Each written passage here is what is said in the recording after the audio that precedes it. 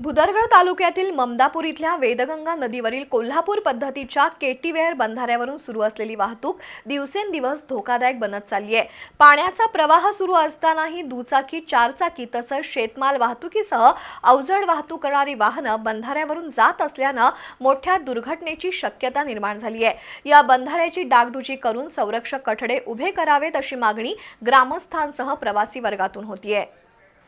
भुदरगड तालुक्यातील ममदापूर कडगाव या मार्गावर वेदगंगा नदीवर वाहतुकीसाठी आणि शेतीसाठी पाणी अडवण्यासाठी पाटबंधारे विभागानं 50 वर्षांपूर्वी कोल्हापूर पद्धतीचा बंधारा बांधलाय। या बंधाऱ्यावर कोणत्याही प्रकारची सुरक्षिततेची उपाययोजना नाही।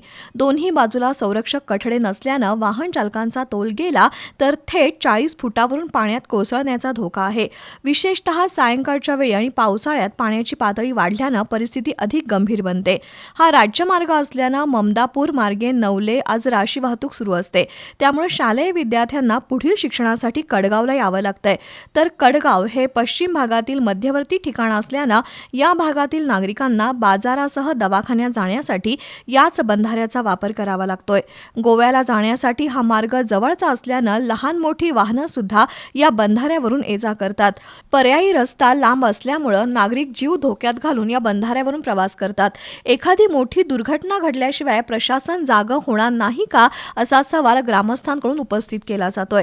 प्रशासनानं तातडीनं बंधाऱ्यावर इशारा फलक, लोखंडी कठडे आणि वाहतूक बंदीबाबत उपाययोजना कराव्यात अशी मागणी होतीये।